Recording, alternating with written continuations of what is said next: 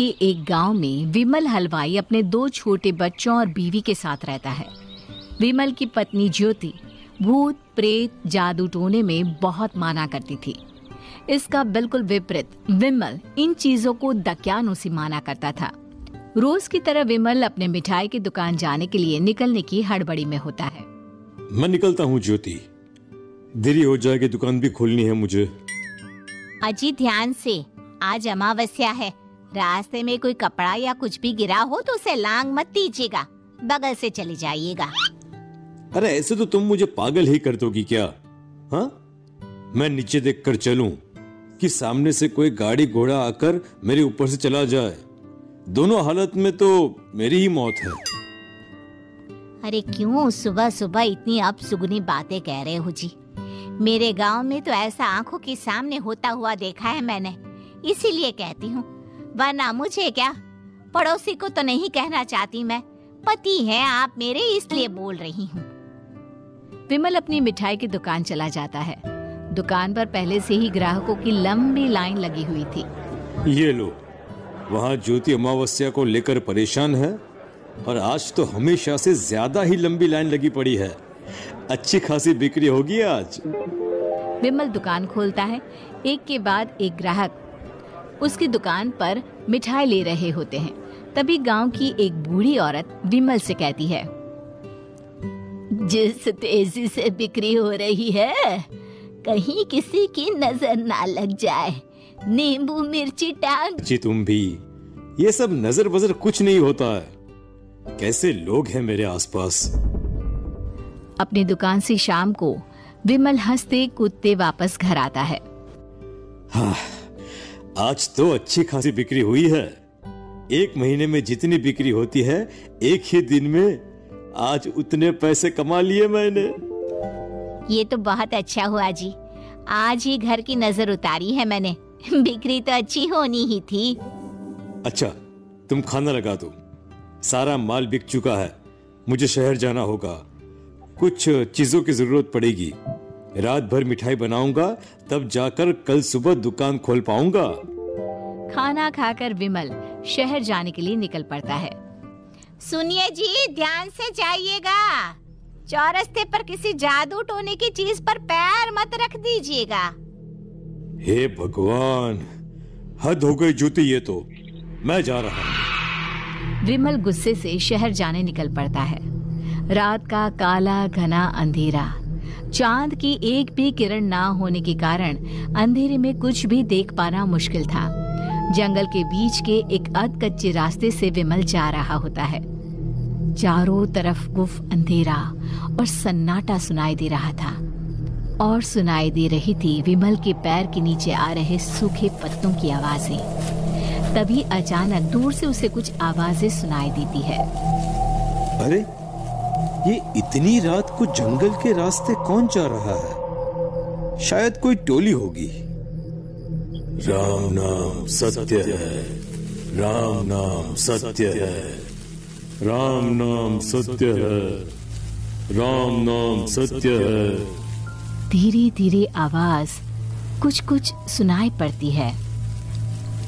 आवाज धीरे धीरे और नजदीक आती सी लगती है। विमल देखता है कि उसके सामने से सजी धजी सफेद कपड़े में लिपटी एक अर्थी निकल रही है, जिसके साथ 5 लोग ही थे। 4 आदमियों ने उसे कंधा दिया हुआ था। एक मटका लिए आगे आगे बढ़ रहा था। विमल के बिल्कुल सामने आकर अर्थी रुक जाती है। उसमें से एक आदमी विमल से कहता है, अरे भाई, जरा अर्थी को कंधा लगाना, मैं बहुत थक गया हूँ, बड़ी मेहरबानी होगी। हाँ भाई, कंधा तो मैं लगा दूं, पर रात को 12 बजे ये शव यात्रा, इस समय कौन अर्थी ले जाता है? तभी विमल को ऐसा लगता है कि शव में से आवाज आई। ये आवाज। मजबूरी है भाई, आप कंधा दीजिए, मैं रास्ते में सब बताता हूँ आपको। विमल अर्थी को कंधा दिए चल रहा होता है कि उसे ऐसा लगता है कि हाथ में मटका लिए जो आदमी शव के आगे चल रहा है, उसके पैर उल्टे हैं। क्या हुआ भाई, हकला क्यों रहे हो? वो आपके साथी के पैर उल्टे। विमल अपनी बात पूरी भी नहीं कर पाता कि वो देखता है कि उस आदमी के पैर तो सीधे ही हैं। अरे नहीं, कुछ नहीं, मुझे शायद वहम हुआ होगा। धीरे धीरे सब आगे बढ़ रहे होते हैं। तब विमल को अचानक लगता है मटकी में से एक हाथ बाहर आ रहा है। विमल घबरा जाता है। इसके पहले वो कुछ बोल पाता, कल्लू कहता है, मेरा नाम कल्लू है। हम 6 दोस्त थे, जिसमें से एक को तो तुम सोया हुआ देख रहे हो। इतनी पक्की दोस्ती थी कि जैसे हम सब सगे भाई हैं। पर किस्मत का कोई क्या कर सकता है। आज से 4 साल पहले एक नदी में हम सब नहाने गए थे, जिसमें डूबकर राजेश की मौत हो गई। किसी मजबूरी के कारण हमें उसकी अर्थी को रात को ही शमशान घाट ले जाना पड़ा। हम 5 उसे ले जा रहे थे। 4 साल पहले आप 5 में मैं कुछ समझा नहीं।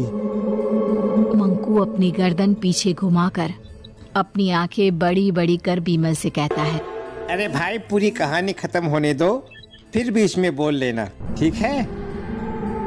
तभी रास्ते में एक हादसे में अपने दोस्त के साथ हम सभी मर गए। वो सामने देखो, हमारा दोस्त। विमल सामने देखता है। उसे दिखता है कि एक ऐसा आदमी जिसका शरीर कई जन्मों से पानी के अंदर रहने के कारण सफेद पड़ गया है। उसकी आंखें बाहर की ओर निकली हुई थी। फिर ये अर्थी किसकी है? अर्थी के साथ के लोग अर्थी को नीचे रखते हुए एक साथ विमल की ओर देखते हुए कहते हैं, तुम खुद ही देख लो। विमल शव पर से सफेद कपड़ा हटाता है। शव की जगह खुद को ही देखकर विमल के होश उड़ जाते हैं। वो शव विमल की ही थी। पलक झपकते ही विमल उस अर्थी की जगह पर होता है। 6 के 6 दोस्त उसी तरह अर्थी को उठाकर चलने लग जाते हैं। राम नाम सत्य है। राम नाम सत्य है। राम नाम सत्य है।